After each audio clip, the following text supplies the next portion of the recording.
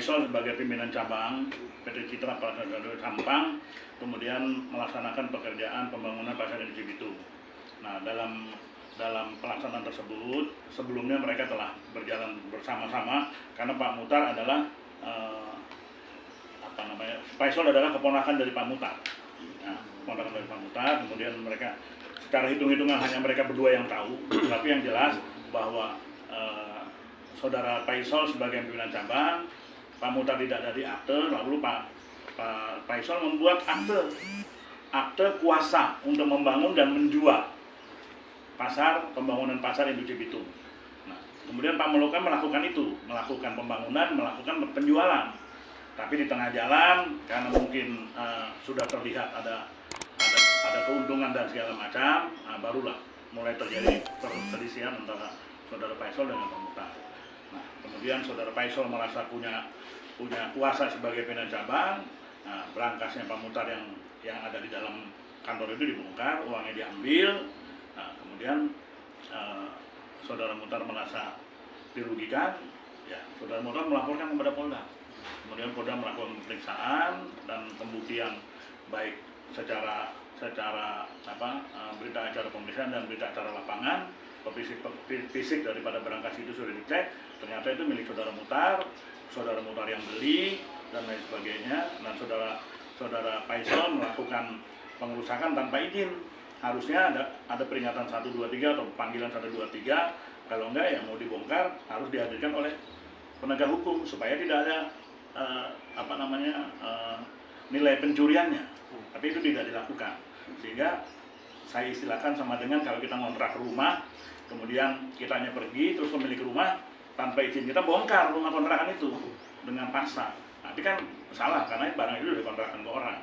Demikian penjelasan saya. Pak, berarti sistemnya dulu apa bagi hasil atau Pak? Semua dia cuman istilah kerja aja, kan tadi digaji istilah kerja aja, cuman dia punya jasa, maksudnya jasa ngurusin ngurusin jadi kepala cabang aja, cuman itu aja istilahnya, cuman ada nama di cabang itu, cuman itu aja jasanya, nggak ada lagi. Modal semua dari Pak Mutar semua ya? Ya, modal dari Pak Mutar semua. Modal dari saya semua, bangun dari saya semua, mulai dari lobby, mulai dari Pemda begini-begini, terus mulai tahun 18, sebetulnya dulunya bukan kerja sama-sama dia, dulunya itu namanya Sugito, kemarin sempat di pengadilan. Saksi. Iya, namanya kerja sama Sugito saya, terus istilahnya ada Paisol itu sama Haji Zaini, ya saya lebih milih keluarga. Dia milih keluarga. Habis begitu pas tingkah lakunya sepertinya nggak benar, udah digaji, nah, terus saya ngerusak barang yang berangkas yang isi uang itu, gitu. Selama dia yang menguasai itu 4 bulan. Kalau dulunya kan mulai ngetrap pertama, saya semua itu. Mulai dari proses penapungan, sampai bangun penapungan, sampai pemindahan pedagang, sampai selesai. Sampai sekarang yang namanya los sudah selesai, sudah ditempatin sama pedagang. Ruko semua udah dijual? Ruko masih dibangun. Tapi sebagian masih ada kalau ruko. Kalau yang yang los sudah habis, udah nggak ada, udah terjual kan, tambahnya cuma sedikit. Yang lain itu orang pedagang lama yang punya shift. Nah, mungkin demikian teman-teman media. Terima kasih. Tapi yang pasti kita menghormati ya segala keputusan yang sudah diputuskan oleh pengadilan Cikarang ya. Jadi kedua belah pihak Pak Haji Mutar harus bisa menerima apapun keputusan majelis hakim, ya begitu juga dari pihak sana. Di situ kami tegasi sekali lagi, tidak ada kriminalisasi terhadap pihak lawan sana.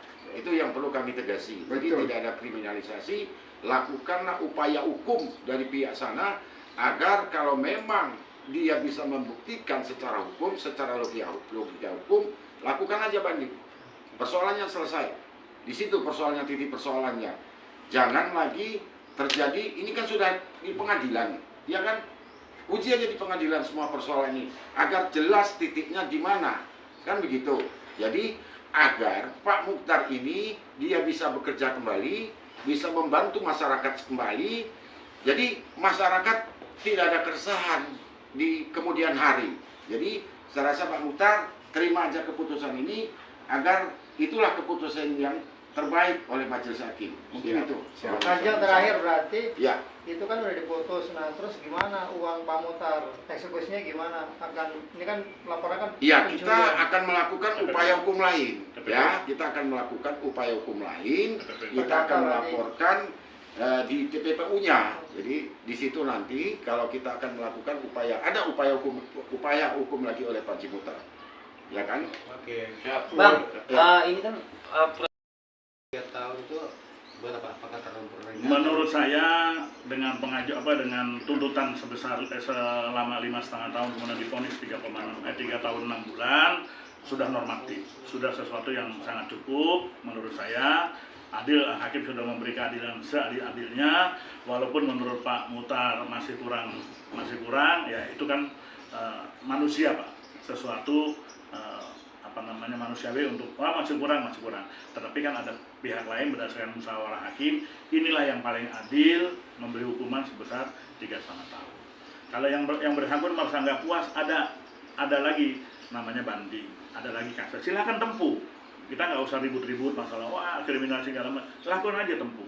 Karena apa? Karena hakim juga bukan semena-mena, dia sudah manggil saksi semua banyak orang di pengadilan, ya putuskan dengan cara baik. Demikian. Untuk Kanjeng Heri seperti apa nih Kanjeng Heri? Baik, terima kasih rekan-rekan media. Jadi sini saya selaku kuasa hukum Pak Haji Motras dalam rangka untuk preskon pada hari ini. Jadi saya ingin menjelaskan persoalan hukum yang dihadapi oleh Pak Muchtar.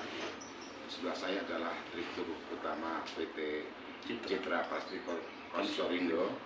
Nah, tentu apapun yang terjadi pada hari ini di dalam perkaranya Pak Haji Muchtar, tentu kita saling menghormati apapun keputusan yang ada di pengadilan. Terutama JPU menuntut perkara ini adalah 5 tahun 6 bulan.